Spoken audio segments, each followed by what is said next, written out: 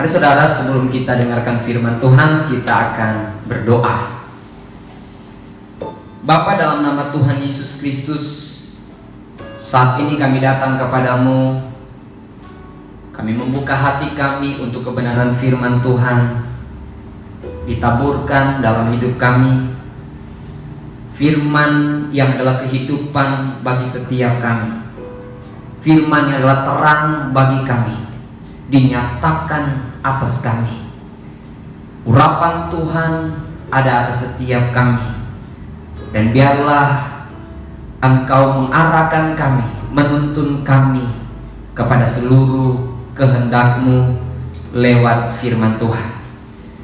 Kami siap sambut firman Tuhan ini di dalam nama Tuhan Yesus Kristus. Haleluya. Amin. Saat ini kita akan belajar bersama-sama seri yang ketiga, terobosan iman dalam masalah. Seri yang ketiga, tema khotbah terobosan iman dalam masalah. Ayat yang akan menjadi perenungan kita dalam khotbah hari ini terambil di dalam Roma pasalnya yang ke-8, ayatnya yang ke-28 hingga ayatnya yang ke-30. Sekali lagi, Roma pasalnya yang ke-8, ayat yang ke-28 hingga ayatnya yang ke-30. Saya akan bacakan bagi kita sekalian. Kita tahu sekarang bahwa Allah turut bekerja dalam segala sesuatu untuk mendatangkan kebaikan bagi mereka yang mengasihi Dia, yaitu bagi mereka yang terpanggil sesuai dengan rencana Allah. Sebab semua orang yang dipilihnya dari semula, mereka juga ditentukannya dari semula untuk menjadi serupa dengan gambaran anaknya, supaya ia anaknya itu menjadi yang sulung di antara banyak saudara. Dan mereka yang ditentukannya dari semula, mereka itu juga dipanggilnya. Dan mereka yang dipanggilnya, mereka itu juga dibenarkannya. Dan mereka yang dibenarkannya, mereka itu juga dimuliakannya. Pada kesempatan ini, dari bacaan yang kita baca tadi, kita akan melihat bersama-sama terobosan iman dalam masalah ketika kita melihat Tuhan yang baik.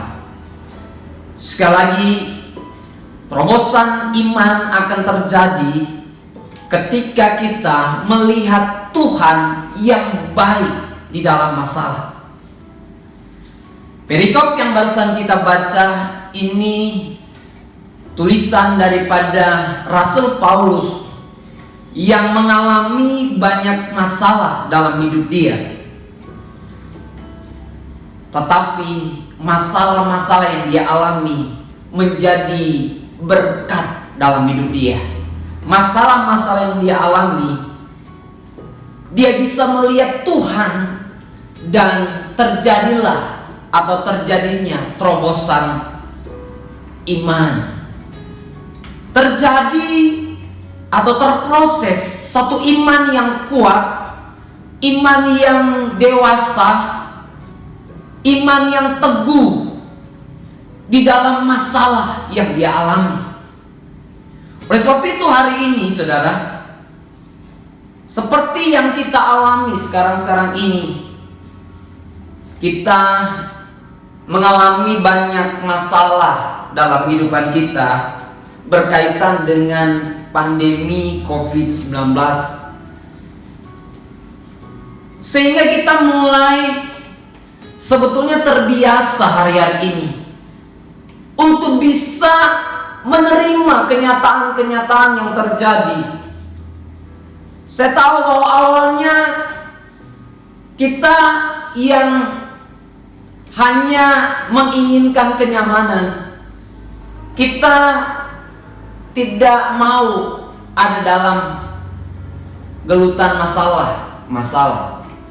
Tetapi saya percaya bahwa hari-hari ini kita dibuat terbiasa melihat kenyataan yang ada, bahwa memang pada dasarnya bahwa hidup ini tidak akan bisa jauh daripada pergumulan ataupun jauh dari masalah. Sehingga sebagai orang percaya terkhusus, kita juga harus bisa mulai menerima kenyataan yang sedang terjadi hari-hari ini. Memang kita perlu berdoa dengan sungguh-sungguh supaya segala sesuatu yang terjadi hari-hari ini, masalah-masalah kita akan cepat berakhir. Semua tentu mengharapkan masalah yang terjadi sekarang ini kalau bisa segera kita lewati. Tetapi ternyata kenyataan yang terjadi, kita masih ada dalam pergumulan ini.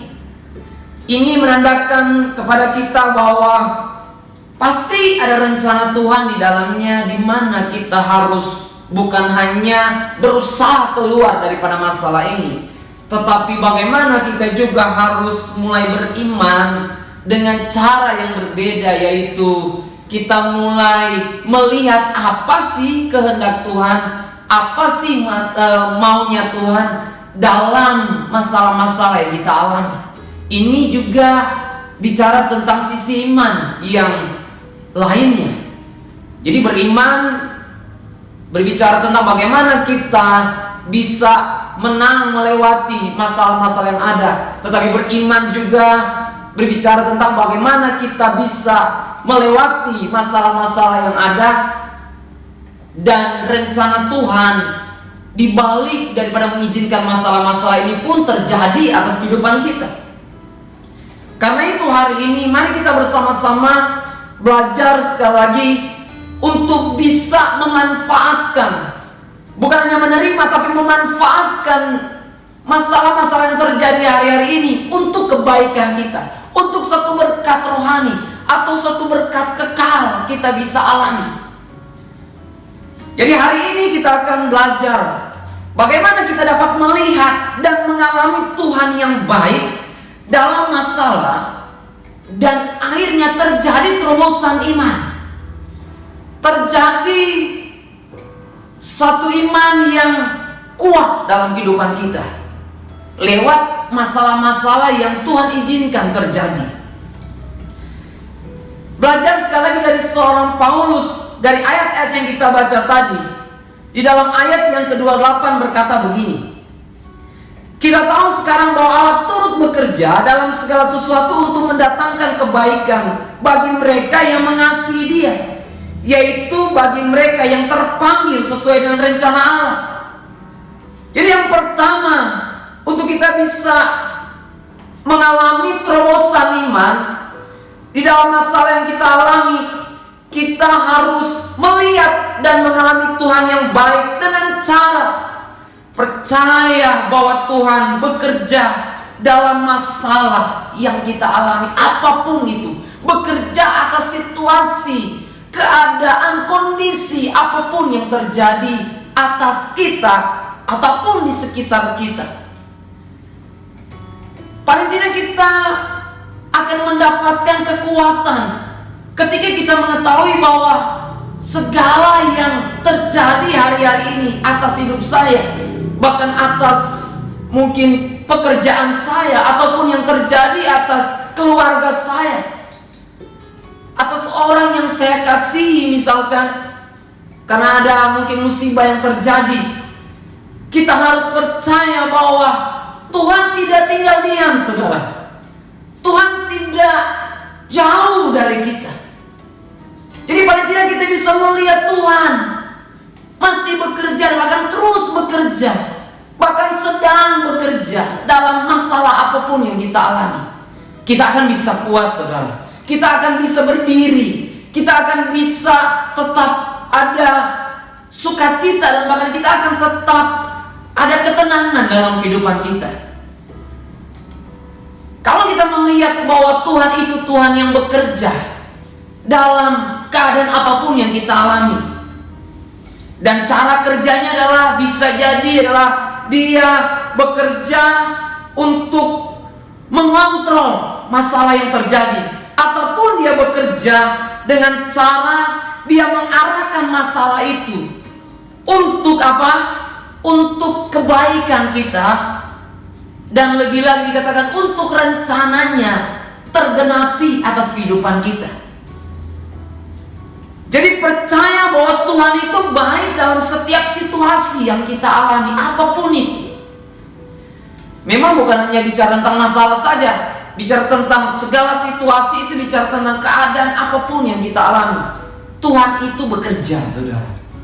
Dan yang berikut adalah percayalah bahwa Tuhan itu baik dalam kehidupan kita, karena Dia turut bekerja dalam masalah-masalah tersulit sekalipun yang kau alami. Ini adalah iman yang kita harus bukan hanya menjadi pengakuan kita, tetapi menjadi sesuatu yang kita alami dalam kehidupan kita. Jadi percaya bahwa Tuhan bekerja dalam masalah apapun yang kita alami untuk kebaikan kita. Dan yang berikut, saudara, bagaimana kita bisa mengalami terobosan iman? Dengan cara kita bisa melihat Tuhan yang baik itu dalam masalah apapun yang kita alami, yaitu dengan cara kita percaya dan menerima rencana Tuhan yang baik bagi kita. Mari kita belajar bersama-sama, ternyata rencana yang baik daripada Tuhan tidak selalu berbicara bahwa itu harus sesuatu yang baik menurut pandangan kita sebagai manusia. Memang yang kita harapkan adalah semua yang terjadi itu mungkin berbicara tentang kenyamanan hidup kita. Kebaikan Allah itu harus berupa kesehatan yang terus-menerus saya harus miliki. Ini bicara tentang harapan banyak orang, bahkan mungkin harapan kita. Tetapi ternyata bicara tentang kebaikan Allah bukan hanya berbicara tentang kebaikan dalam pandangan yang kita pahami dan yang kita alami, tetapi kebaikan Allah berbicara tentang rencananya harus digenapi dalam hidup kita. Alkitab berkata bahwa demikian jauh berbeda, bahkan demikian tingginya rencana Allah. Demikian baiknya rencana Allah, jauh daripada rancangan kita, jauh daripada rencana kita. Sehingga kalau saudara mau sesuatu yang terbaik terjadi dalam kehidupan saudara, harapkan rencana Tuhan itu yang terjadi. Jadi yang kedua ini kita harus percaya dan menerima rencana Tuhan yang baik bagi kita. Dalam Roma pasal yang ke-8 ayat yang ke-29 berbicara jelas tentang rencana Allah dalam kehidupan kita.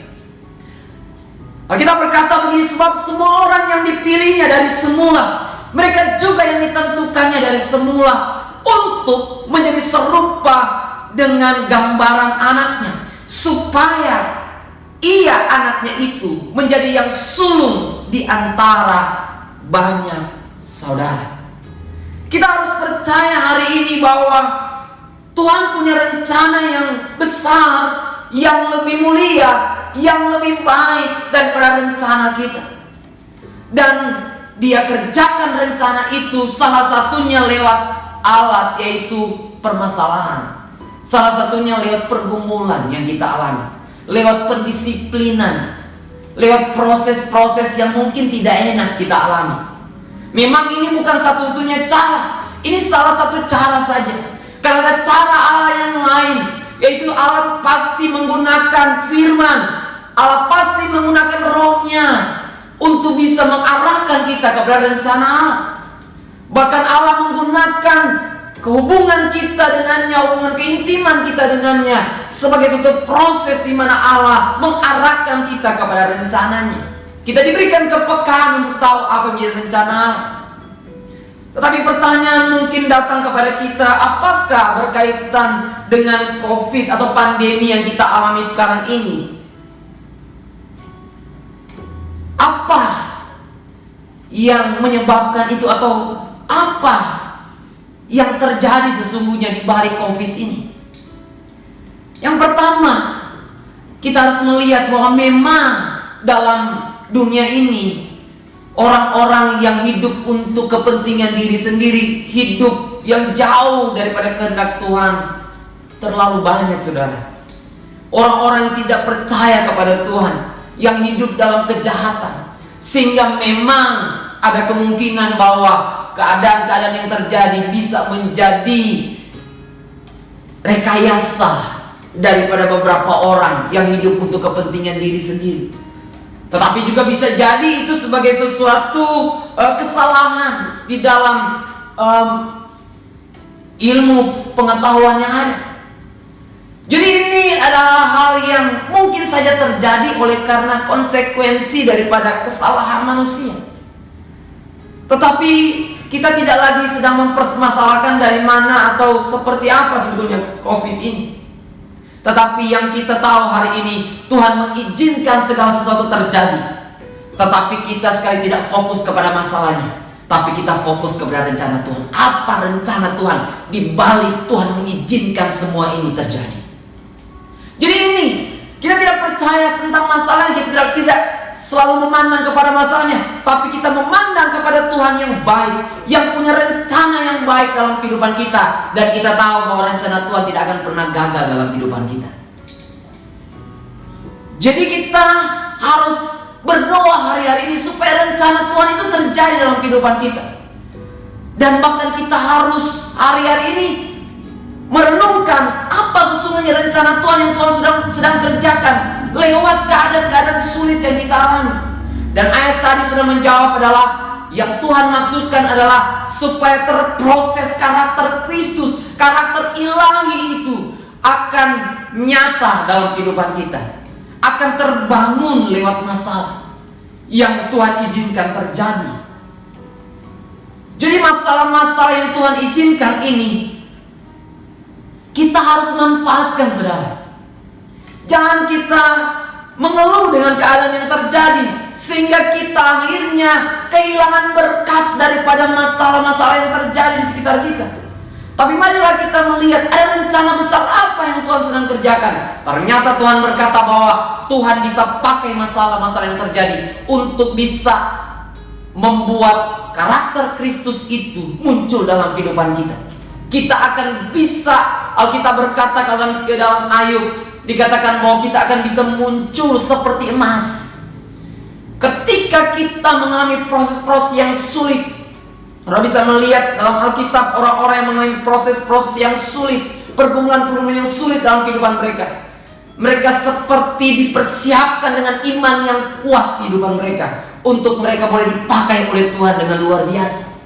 Saya percaya bahwa Tuhan sedang berurusan dengan karakter-karakter daripada kita semua hari-hari ini. Sehingga hari ini, inilah waktu dimana ketika kita mengalami banyak masalah, kita datang kepada Tuhan, kita introspeksi diri kita, dan bahkan kita berdoa supaya setiap kita bisa memahami dan bahkan bisa memanfaatkan keadaan-keadaan yang sukar dalam kehidupan kita, supaya kita makin bisa serupa dengan Kristus hidup kita. Kita makin sabar hidup kita. Kita makin punya hati yang mengasihi Tuhan, mengasihi orang-orang di sekitar kita. Ini karakter-karakter yang Tuhan mau. Kita bisa tetap terus bersukacita dalam kehidupan kita. Ada damai, ketenangan dalam kehidupan kita.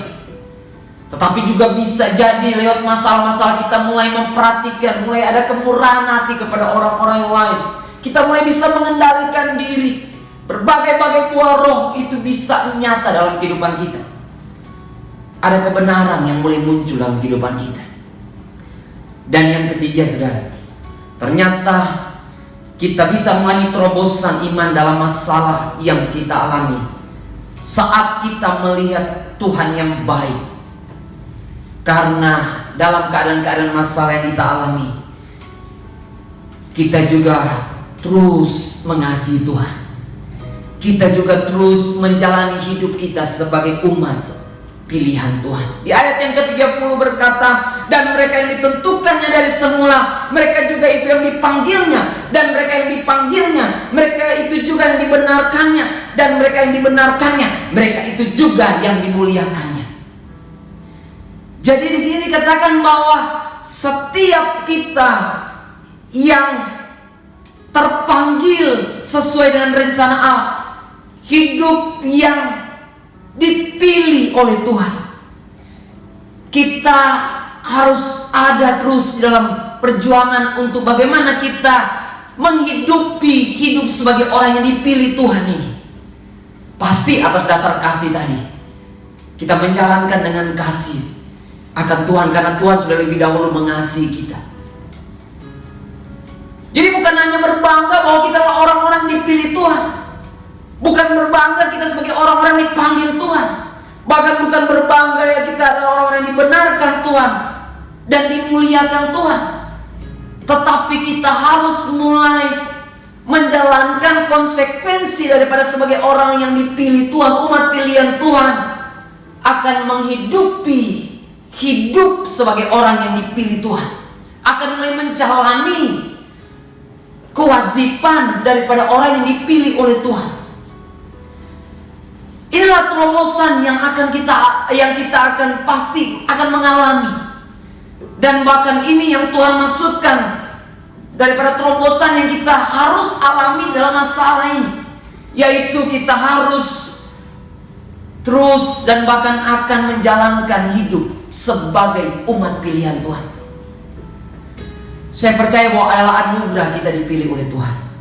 Tapi semenjak kita mendapatkan anugerah sebagai umat pilihan Tuhan, anak Allah, anak yang dikasihi Tuhan, hari-hari ini harusnya kita sudah juga mulai menghidupi hidup sebagai orang yang dipilih Tuhan, mulai hidupi hidup sebagai orang yang dibenarkan Tuhan.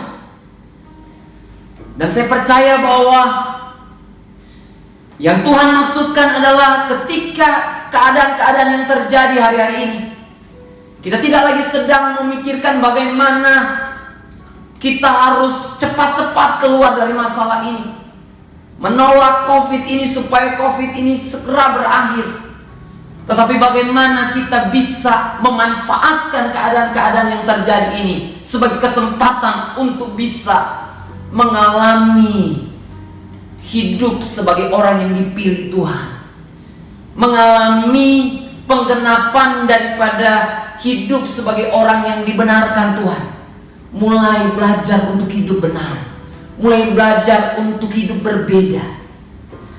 Jadi berbeda dengan orang-orang yang hanya mengakui dan percaya bahwa oh saya umat pilihan Tuhan. Kita sudah mulai memiliki praktek-praktek kehidupan yang benar itu, mulai memiliki kebenaran yang nyata dalam setiap sikap hidup kita, perkataan kita.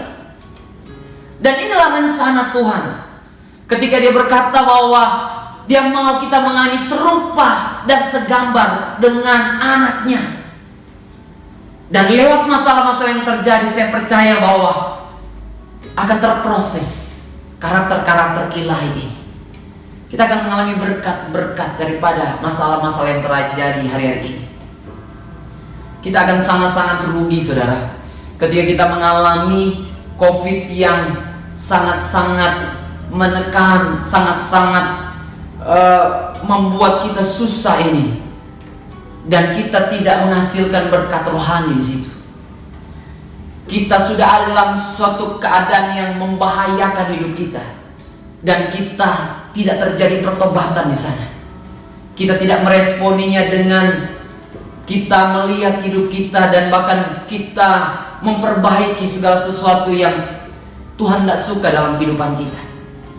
Sehingga saya memotivasi kita semua, mari kita bersama-sama bukan lagi menolak keadaan yang terjadi hari ini, tetapi kita mulai belajar percaya bahwa Tuhan pasti punya rencana yang baik dalam kehidupan kita, dalam keadaan yang kita alami. Dia selalu akan bekerja mengontrol segala sesuatu untuk supaya apa? Tidak ada rencana Tuhan yang gagal dalam kehidupan kita. Tetapi apakah hari ini kita mau menerima panggilan kita? Kita mau jalankan panggilan kita, yaitu hidup makin hari makin mencontoh Tuhan, makin hari makin menyerupai Kristus, makin hari makin bisa menjalankan semua kehendak Tuhan, sama seperti jalan hidup yang dijalankan oleh Yesus. Inilah jalan hidup, rancangan Tuhan yang Tuhan berkata adalah rancangan yang terbaik, lebih baik, yang jauh daripada apa yang kita rencanakan. Biarlah hati kita akan terfokus kepada rencana Tuhan ini. Kita berjuang dalam rencana Tuhan ini, sehingga saya percaya bahwa semua rencana yang Tuhan rencanakan bagi kita akan tergenapi dalam kehidupan kita. Memang kita perlu berdoa hari-hari ini. Ada tanggung jawab kita untuk kita perlu berdoa, mendukung pemerintah, bagaimana juga mendukung orang-orang yang mungkin hari-hari ini terdampak dengan pandemi hari-hari ini. Ini tanggung jawab kita, mendoakan pemerintah, mendoakan orang-orang yang sakit. Tetapi paling tidak kita percaya juga bahwa biarlah semua orang-orang akan bisa meresponi dengan baik keadaan-keadaan yang terjadi. Jadi bagi kita orang yang percaya, keadaan-keadaan yang terjadi ini bukanlah malapetaka, bukanlah tragis, bukanlah rancangan kecelakaan Tuhan, tidak. Tetapi mungkin bagi beberapa orang yang tidak percaya kepada Tuhan, tidak percaya kepada rencana yang baik dari Tuhan, hanya akan sia-sia keadaan-keadaan ini. Tapi saya berdoa, biarlah keadaan ini tidak akan sia-sia.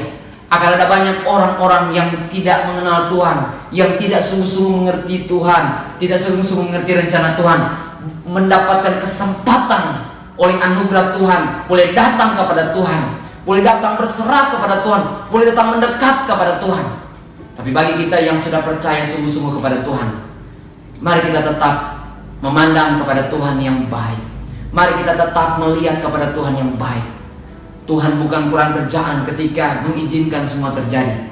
Pasti ada rencana kebaikan Allah yang Tuhan sedang kerjakan dalam kehidupan kita, dan Dia mau kita boleh melihat Dia, Allah yang baik dalam masalah-masalah ini, Allah yang akan mengerjakan semua rencananya sempurna atas setiap kita. Setiap kita, biarlah kita akan meresponi firman Tuhan ini. Mari kita bawa kehidupan kita kepada Tuhan. Mari kita bisa datang kepada Tuhan dan renungkan kembali setiap kebaikan Tuhan bagi kita. Dan kita belajar mengasihi Tuhan, belajar membalas setiap kebaikan Tuhan lewat kita percaya kepada Dia, dan kita jalankan apa yang menjadi kehendak Tuhan bagi kita, maunya Tuhan bagi kita. Amin buat firman Tuhan. Mari kita tanggapi, responi firman Tuhan ini dengan doa. Mari sama-sama kita berdoa. Kami bersyukur kepadamu ya Tuhan untuk firman Tuhan yang kami boleh dengarkan saat ini. Kami yakin, kami percaya Engkau Allah yang baik bagi kami. Engkau Allah yang bekerja dalam segala apapun yang terjadi dalam kehidupan kami untuk kebaikan kami. Bahkan Engkau Allah yang punya rencana dalam kehidupan kami, tidak akan gagal dengan keadaan apapun ya Tuhan. Oleh sebab itu biarlah semua kami bukan hanya percaya dan menerima kebaikan Allah bagi kami, tetapi kami juga belajar hari-hari ini untuk menghidupi hidup sebagai orang-orang yang direncanakan Tuhan, yang dipilih Tuhan untuk menghidupi hidup yang seperti yang dijalani oleh Tuhan, menjalankan kehendak Allah di hari-hari hidup kami, di masa-masa apapun, di situasi-situasi apapun yang kami alami. Sebab itu Tuhan, kami hanya berserah kepada Engkau ya Roh Kudus. Hanya Engkau yang bisa membuat segala hal yang terjadi mendatangkan kebaikan bagi kami. Dengan Engkau menuntun hidup kami, memberikan kekuatan bagi kami. Oleh sebab itu hari ini ya Tuhan, kami syukuri untuk firman Tuhan yang kami mendengarkan hari ini. Tapi juga kami berkomitmen hari ini untuk mulai menjalankan hidup kami sebagai orang-orang yang percaya bahwa Engkau baik, tetapi menjalankan kehidupan kami sebagai orang-orang yang direncanakan Tuhan, sampai semua rencana Tuhan tergenapi dalam kehidupan kami. Di dalam nama Yesus Kristus kami berdoa, kami mengucap syukur. Haleluya.